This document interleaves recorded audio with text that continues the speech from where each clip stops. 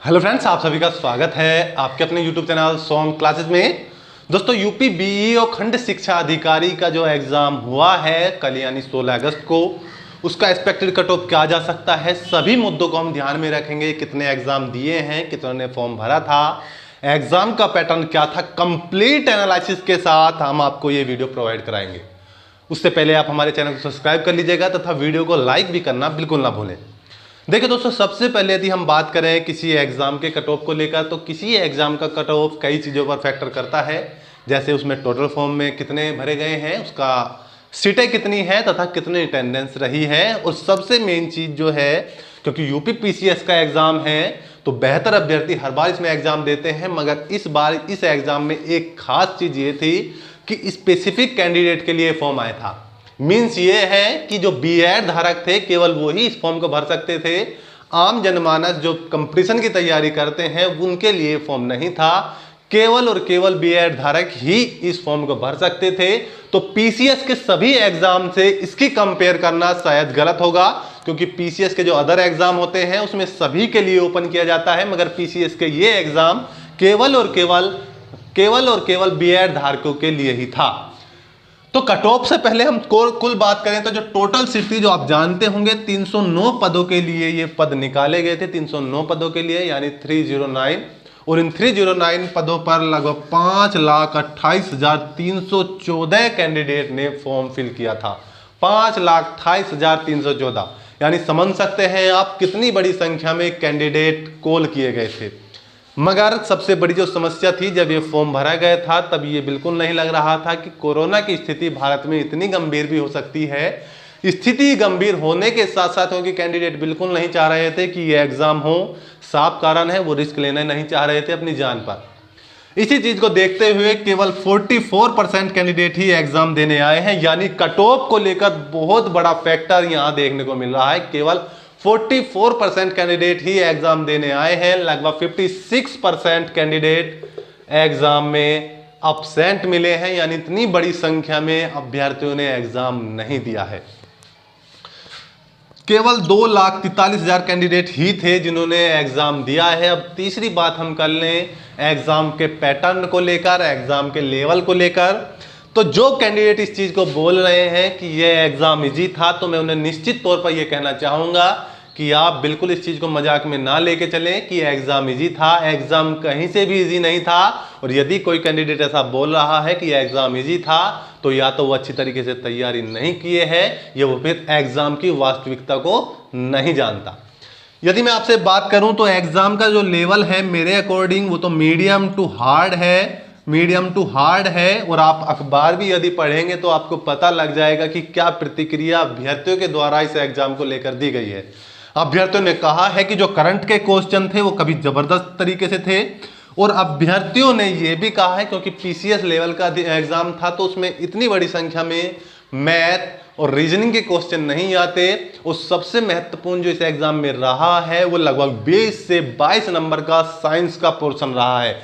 और साइंस के भी जो क्वेश्चन आए हैं नॉर्मल क्वेश्चन नहीं थे, जनरल आम कंपटीशन में पूछे जाते हैं, वे अच्छे लेवल के क्वेश्चन थे। तो सीधे तौर पर कहूं तो पूरे एग्जाम का पैटर्न ही चेंज था। तो सारे फैक्टर ये कट ऑफ पर कहीं ना कहीं बुरी तरीके से प्रभावित डालेंगे।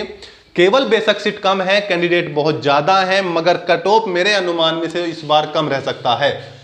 देखिए, मैं आपको फैक्टर वो डिस्कस कर लिया हूं आपके साथ जो फैक्टर अफेक्ट करते हैं कट ऑफ को लेकर। अब हम कट ऑफ को लेकर बात कर लें। जो टोटल मार्क्स था वो 300 मार्क्स का एग्जाम था। टोटल 300 मार्क्स का एग्जाम था जिसमें 120 क्वेश्चन थे, यानी 120 क्वेश्चन के लिए 300 मार्क्स रखे गए थे। आप समझ सकते हैं, अब 300 मार्क्स को इसे प्री कह रहे हैं आप। ये आपका प्री एग्जाम था, यानी अभी आपको कॉल किया जाएगा सेकंड पेपर के लिए। और जो पीसीएस में जो कॉल किया जाता है वो लगभग 12 से 15 गुना कैंडिडेटों को कॉल किया जाता है नेक्स्ट लेवल के लिए। तो आप समझ सकते हैं 12 या 36, लगभग 3600 से 4000 कैंडिडेट कॉल किए जाएंगे नेक्स्ट चरण के लिए, मेंस के लिए। अब मैं यदि बात करूं इन 300 मार्क्स में से जनरल कैंडिडेट को कितना मार्क्स चाहिए, क्योंकि फीमेल के लिए केवल एक सिंगल कट ऑफ बनता है। जनरल, एससी, एसटी, ओबीसी कोई भी हो तो फीमेल के लिए एक सिंपल कट ऑफ रहता है।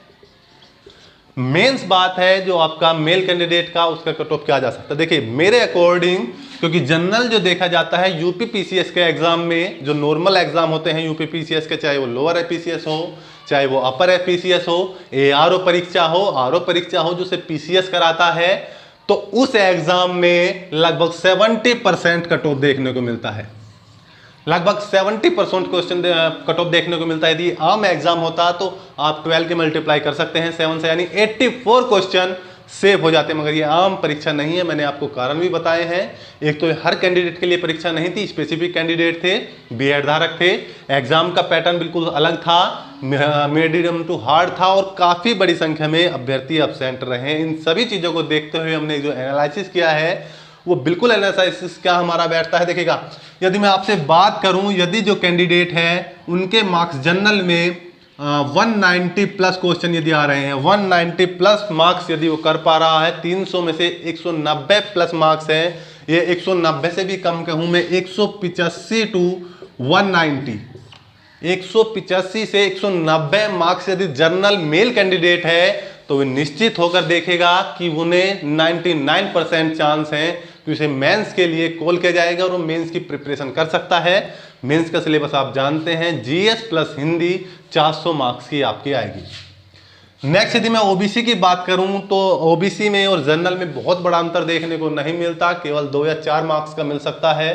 तो ओबीसी के लिए ये कट ऑफ 183 टू 186 के समथिंग हो सकता है, यानी 183 से लेकर 186 नंबर तक ओबीसी मेल कैंडिडेट यदि कट ऑफ है तो वो भी हम चाहेंगे अपने मेंस के लिए प्रिपरेशन करें, क्योंकि कैंडिडेट बिल्कुल इस चीज़ को समझकर चलिएगा, सरकार बिल्कुल अच्छे खासे मूड में है, वो एग्ज़ाम कराने की तैयारी में है और कब आपके मेंस के एग्ज़ाम डेट आ जाए किसी को नहीं कहा जा सकता।